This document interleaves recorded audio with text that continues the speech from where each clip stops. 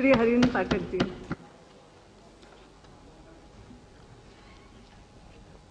धन्यवाद उपाध्यक्ष सभापति जी। वैसे तो मेरे काफी माननीय सदस्यों ने इस देश के जनतंत्र की बुनियादी I will complete 20 years in this house. This is my 7th term, consecutive term from Ahmedabad city. Before that, I was for 19 years since 75 in corporation as an elected representative. तो मेरे 35 साल का एक जनप्रतिनिधि का अनुभव है, उसमें से 18 साल कॉरपोरेशन के निकाल दीजिए। मैंने वो बैलेट पेपर वाला चुनाव देखा है। मैं ज़्यादा डिटेल में नहीं जाऊंगा, because in your opening remarks you stated that we need a comprehensive bill and you admitted it. और बाकी जो सब बातें यहाँ निशिकांत जी ने, संदीप जी ने और सभी मेरे माननीय सदस्यों ने की है, मैं मानता हूं कि अगर फ्री, फेयर एंड इक्विटेबल चुनाव इस देश में कराना हो तो आज की स्थिति में जो चुनाव है वो उसकी प्रक्रिया ठीक नहीं है। मुझे लगता है कि राजीव रंजन ललन जी ने इस बात को छेड़ा था और कुछ संदीप जी ने और निशिकांत जी ने, और जयप्रकाश जी ने हाथ ऊंचा करने की कोशिश की कि मैं 25 लाख में।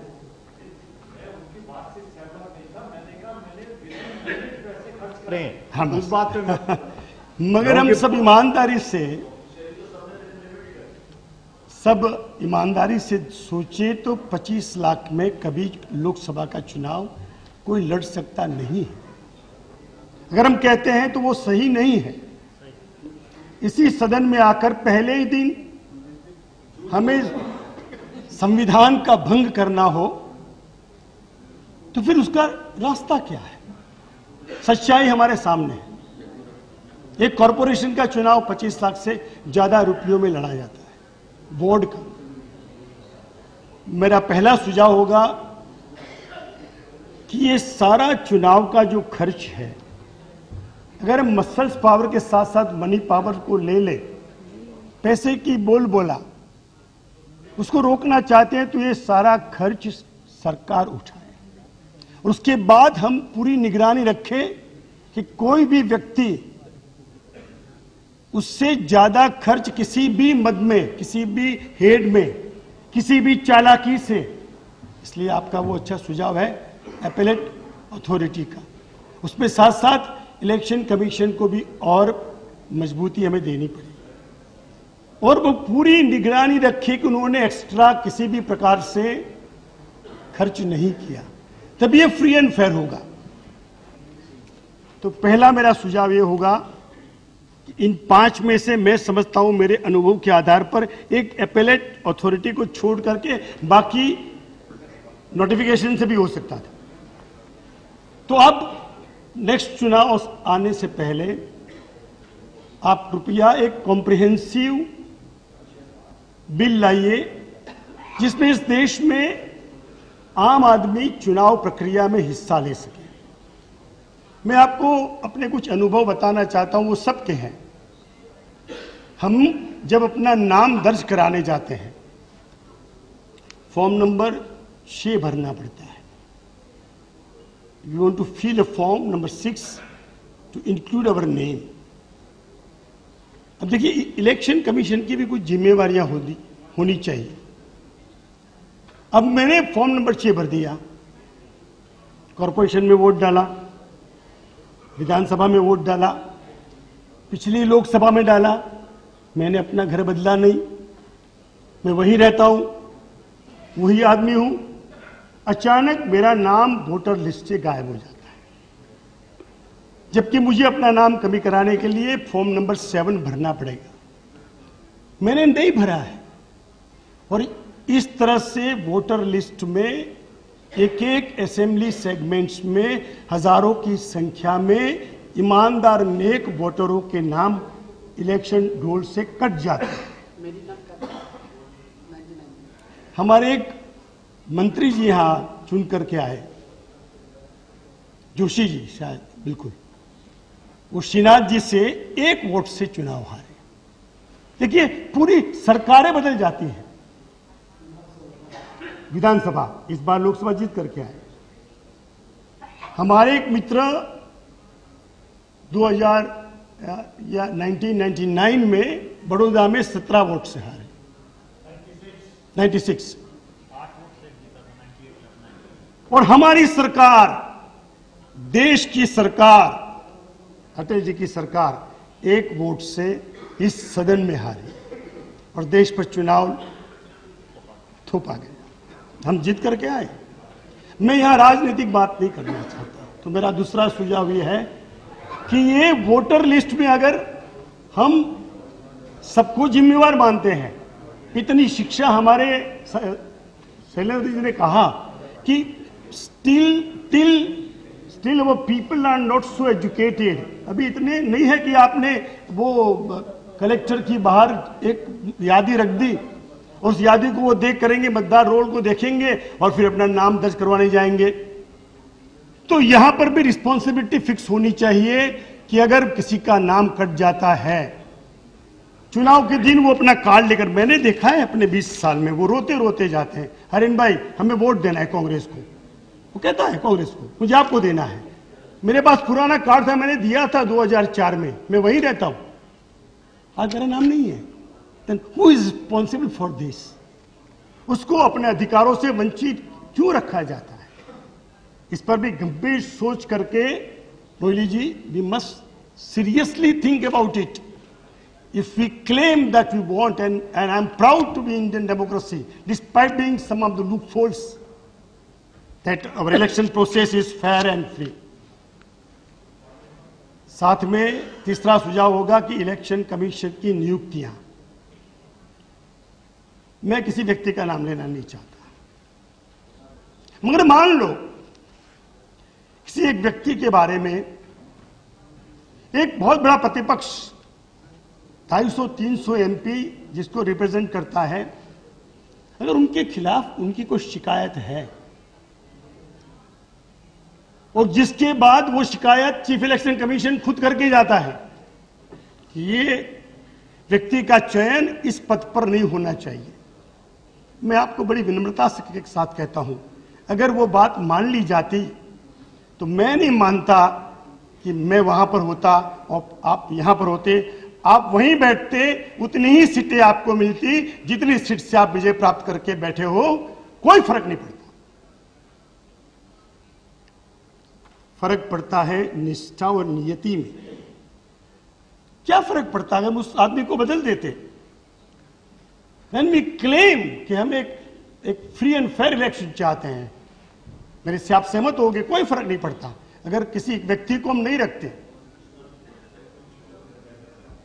कर सकते हैं, yes, that you can do it, you can, when you can appoint it, but not during the election process. I agree with you. तो मेरा दूसरा तीसरा सुझाव यह है कि जो इलेक्शन कमीशन में जो नियुक्ति हो वो प्रतिपक्ष के साथ बैठ करके चर्चा विमर्श कर करके, और मेरा मानना है कोई फर्क नहीं पड़ता।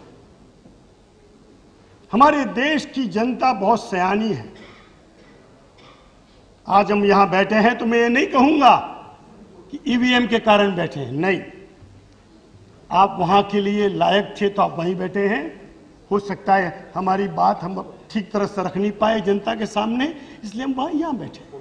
मगर साथ साथ वो ईवीएम के बारे में भी मुझे कहना है। मेरे साथी बैठे हैं यहां पर, शायद नडियाद से चुनाव जीते, खेड़ा से, ईवीएम मशीन ब्लॉक हो गए, उसमें 850 वोट थे दिनशा पटेल, और एक ही मशीन ब्लॉक 250 वोट से आगे थे। अब सोचिए कितनी, पूरी रात तक हंगामा चलता रहा। इलाहाबाद से बेंगलोर से टेक्नीशियंस बुलाए गए मशीन खुलवाने के लिए, मशीन खोला गया, वो जीती। मुझे उस तरह ऐतराज नहीं है, मगर ये ईवीएम से एक सबसे बड़ा नुकसान होता है। The most important thing I would like to emphasise honourable law minister, ये फ्री फेयर नहीं रहता। हमें पता चल जाता है कि किस गांव ने, किस कॉलोनी ने मुझे वोट दिया है। I can know very well because the counting is according to the booth. पता चल गया मुझे कि मुझे इस कॉलोनी ने वोट नहीं दिया, क्योंकि बूथ वाइज काउंटिंग होती है। पहले जब हम लोग चुनाव लड़ते थे टिल 1999, वो सारे बक्से में इकट्ठा कर देते थे, इसको हिला देते थे, हिला करके फिर काउंटिंग होती थी। इसे पता नहीं चलता कि मुझे किस कौम के, किस इलाके के, किस कॉलोनी के, किस बूथ पर से कितने वोट मिले। आज तो मेरे पास पूरी यादी है, आप सबके पास है। If you can ask, you will get the booth wise counting figures, जो आपको कितने वोट मिले, कांग्रेस को कितने वोट मिले, बीजेपी को कितने मिले, बूथ वाइज। मुझे उस गांव का नाम भी मालूम है कि जिस गांव से मुझे 12 वोट मिले। अब मेरा रवैया क्या होगा? मेरा तो नहीं है, माफ करो, मैं अपना उदाहरण देता हूं कि ताकि किसी को बुरा न लगे। मैंने उस गांव को सबसे ज्यादा ग्रांट दी, अब मैंने उस गांव को सबसे ज्यादा ग्रांट दी।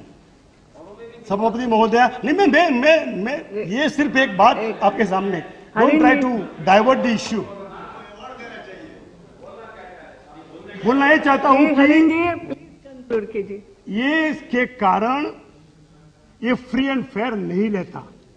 तो ईवीएम के साथ साथ एक पैरेलल आप चॉइस दीजिए, जिस चॉइस के अंतर्गत वो अगर बैलेट से करना चाहता है तो बैलेट से भी कर पाए, क्योंकि राजतंत्र हमारे देश में कहा है, विदेशों में भी कहा है कि राजतंत्र शंका से परे होना चाहिए।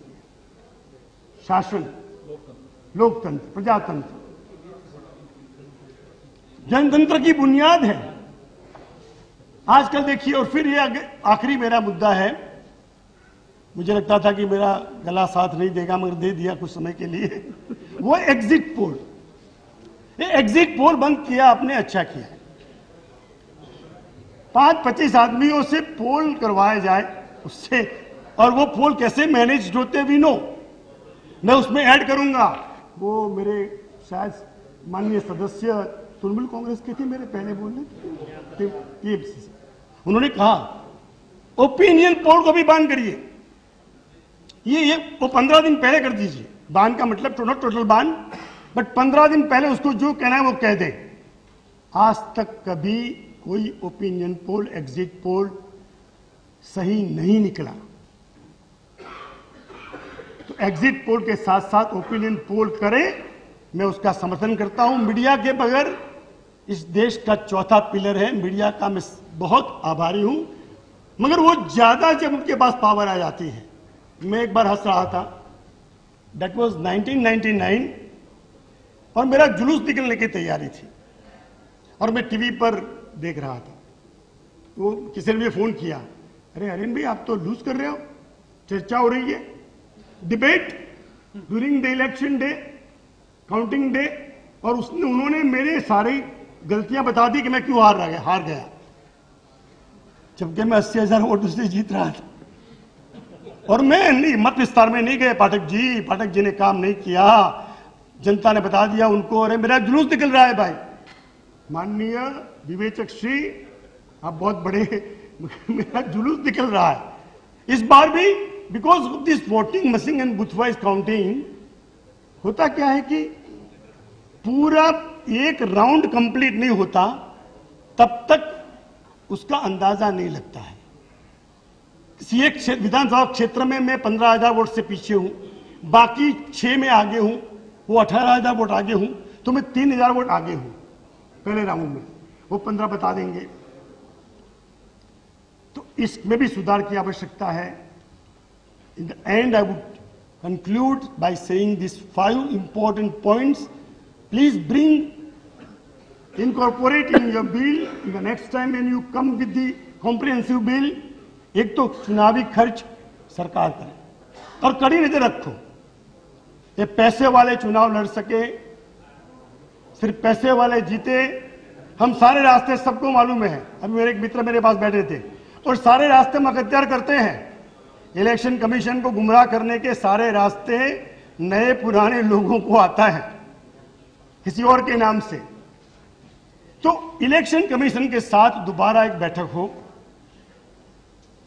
सारी पार्टियों के साथ बैठक हो, स्टैंडिंग कमेटी की जो सिफारिश आनी है उस पर चर्चा हो, जो 22 पॉइंट्स 23 पॉइंट्स इलेक्शन कमीशन ने कहे हैं उन पर दोबारा विचार करके उसमें और क्या ऐड करना चाहिए।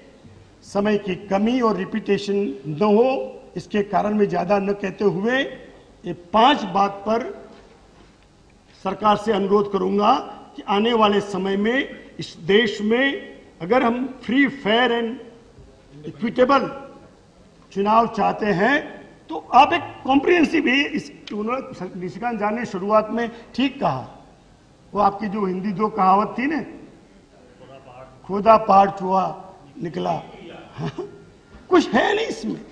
If you not brought this amendment today the sky will not follow, कोई फर्क नहीं पड़ता, पूरा लेकर आइए। मैं चाहता हूं कि मेरी बात से मेरे साथी सभी सहयोगी साथी सहमत होंगे, और सबने यही कहा कि एक कॉम्प्रिहेंसिव बिल लेकर आइए जिसमें हर की मर्यादाएं फिक्स हो, इलेक्शन कमीशन भी अपनी मर्यादा में। कई बार तो लगता है कि हम पाकिस्तान में वो code of conduct, model code of conduct, चालू चुनाव में एक उदाहरण दे दूंगा मैं, क्योंकि मैं आपके ध्यान में छोटी छोटी बातें हैं। चालू चुनाव में 2004 की बात है, मैं चुनाव लड़ रहा था तो मुझे कहा गया, उस वक्त नियम बना था कि आप अपने रिश्तेदारों के घरों पर, वो संदीप जी ने उसका उल्लेख किया, मैं दोबारा इसकी पैरवी करूंगा संदीप जी से सहमत होते हुए मेरे अनुभव के आधार पर, कि ये जो चुनाव है उसमें आप पर्दा, पोस्टर, इस पर बान लगाने से चुनाव प्रक्रिया में कोई फर्क नहीं पड़ता है। अनेक रास्ते हैं। हमें यह कहा जाता है कि आप अपने रिश्तेदारों के मकान पर अपना वोटिंग का, वोट का बोर्ड नहीं लगा सकते, कॉरपोरेशन का बोर्ड किराए पर ले सकते हो। For that I have to pay 40,000 rupees for a day. I am allowed to put my holding, asking for vote, hiring on a holding of corporation, and my sister will not be allowed to put a holding on her own bungalow। मुझे लगता है कि कहीं ना कहीं तो फिर बाद में उन्होंने, मैंने I spoke to during the election campaign after my election was over, मैंने उनसे बात की, उन्होंने नेक्स्ट दोबारा उन्होंने दूसरे चरण में उनको निकाल दिया। तो मेरा ये कहना है कि सारी जो जमीनी तकलीफें हैं उनका पूरा सबके साथ मिलकर अध्ययन करके एक कॉम्प्रिहेंसिव बिल एक आध 6 महीने में नेक्स्ट सेशन में आप लाइए। मुझे लगता है देश हमारा लोकतंत्र मजबूत है।